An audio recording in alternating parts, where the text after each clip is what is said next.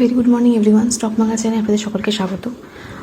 আজকে 3 মার্চ 2025-এ নিফটির যে নিচের দিকে লেভেলটা রয়েছে 22,100, উপরের দিকে রেজিস্ট্যান্স 22,200। 22,100 নিচের দিকে নামলে 21,900, 800, 600 পর্যন্ত মুভমেন্ট হতে পারে। বলছি না আজকেই হবে, বাট এরকম ট্রেন্ড থাকার কথা। 22,200-র উপরে গেলে 300-400 পর্যন্ত একটু মুভমেন্ট আপওয়ার্ড দেখতে পারি। এছাড়া অপশান চেন দেখলে 22,300-200-তে সবথেকে বেশি কল রাইটিং, পুট রাইটিং রয়েছে। ব্যাঙ্ক নিফটির ক্ষেত্রে 48,200 থেকে 48,500 এই রেঞ্জটা ইম্পর্টেন্ট। 200 সাপোর্ট লেভেল হিসেবে কাজ করছে, 500 রেজিস্ট্যান্স। আর সেন্সেক্সের ক্ষেত্রে 73,100 থেকে 73,600 এই রেঞ্জটা ইম্পর্টেন্ট। এছাড়া আগের দিন আমরা জিডিপি এটা দেখলাম, ইন্ডিয়ার 6.3% ফোরকাস্ট ছিল, 6.2% অ্যাকচুয়াল রেজাল্ট এসেছে, অ্যাভারেজে মোটামুটি 6%। এই জিডিপি আরও না বাড়লে, মানে যেটা 7% ছিল আমাদের 2024-এর আমরা যদি দেখি, তো সেই জায়গায় না গেলে, আরও একটু না বাড়লে 8%-এর দিকেও যদি না যায়, তাহলে আমাদের ইন্ডিয়ান মার্কেটের জন্য কোনো পজিটিভ নিউজ সেভাবে নেই। এছাড়া আমরা আগের দিন অটো সেক্টরকে 3.82% পড়তে দেখলাম। পড়তে দেখলেও এর অটো সেলসের যে ডেটা বেরিয়েছে সেই রেজাল্ট কিন্তু ভালো। সমস্ত আইসার মোটর, মাহিন্দ্রা, টাটা মোটরসের রেজাল্টগুলো ভালো রয়েছে। এই টাটা মোটরসে শুধুমাত্র ইভি সেক্টরে ইয়ার অন ইয়ার আমরা নেগেটিভ গ্রোথ দেখেছি মাত্র। তো আজকে অটো সেক্টরের দিকে ফোকাস রাখতে পারেন, কোনো সেগমেন্ট রেকমেন্ডেশন নয়, স্টাডি করার জন্য দেখতে পারেন।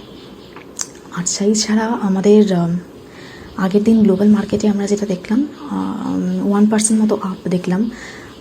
তো আজকে আমাদের ইন্ডিয়ান মার্কেটে এটার জন্য গ্যাপ আপ ওপেনিং হওয়ার চান্স, মানে সম্ভাবনাটাই বেশি। ওপেনিং হলেও ওটা ওভারঅল মোটামুটি ডাউন ট্রেন্ডই থাকবে, কিন্তু বলছি যে গ্যাপ আপ ওপেনিং হওয়ার চান্সটা বেশি। এছাড়া আমাদের জেলেনস্কির সঙ্গে ট্রাম্পের যে মিটিং হয়েছিল, সেই মিটিংয়ে এখনও পর্যন্ত সকালবেলা নিউজ যে জেলেনস্কি রাজি হয়ে গেছে মিনারেলস এগ্রিমেন্ট করার জন্য ইউএসের সাথে। এছাড়া আমাদের গ্লোবালি আমরা 4 মার্চ থেকে মেক্সিকোর কানাডার ওপর যে 25% ট্যারিফটা 28 ফেব্রুয়ারি পর্যন্ত ডিলে হয়েছিল, সেটা লাগু হবে। এছাড়া এপ্রিল থেকে রেসিপ্রোকাল ট্যারিফ আমরা দেখছি। তো এইগুলো নিয়ে তো গ্লোবালি একটা কনসার্ন রয়েছে, আর গ্লোবালি আনসারিটি যত বাড়বে তত আমাদের গোল্ডকে আমরা আপ হতে দেখছি। এছাড়া এফআইআই সেলিং আমরা 11,500 কোটি মতো দেখেছিলাম বৃহস্পতিবার, আর ফ্রাইডেতে আমরা 550 কোটি, একটু কম সেলিং হয়েছে। এছাড়া রুপি 87.47 আবার 88-এর কাছাকাছি যাওয়ার চেষ্টা করছে। এছাড়া আমরা যদি মাইক্রো ফাইন্যান্সের খবর দেখি, আমাদের ইন্ডিয়াতে মাইক্রো ফাইন্যান্সকে সাহায্য করার জন্য আরবিআই মোটামুটি ওদের রিস্ক ওয়েটটাকে লোয়ার করেছে। যেহেতু ওদের এনপিএ 50,000 কোটিরও বেশি বেড়ে গেছে, সেই জন্য মাইক্রো ফাইন্যান্সকে সাহায্য করার জন্যই আরবিআই মোটামুটি টাকা দিচ্ছে ওদের।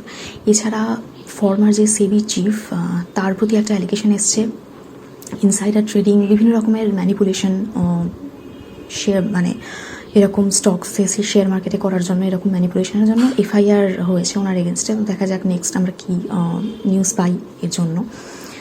এছাড়া সেরকম কোনো পজিটিভ নিউজ ইন্ডিয়ান মার্কেটে নেই। তো আজকেও মোটামুটি ওভারঅল নেগেটিভই থাকার কথা। কিন্তু তাও আমার এই ভিডিওর উপর ডিপেন্ড করে কোনো ইনভেস্টমেন্ট করবেন না। আমি কোনো সেবি রেজিস্টার্ড অ্যানালিস্ট বা অ্যাডভাইজার নই, আমি শুধু এডুকেশন পারপাসেই ভিডিও করি। তো দেখা হচ্ছে নেক্সট ভিডিওতে।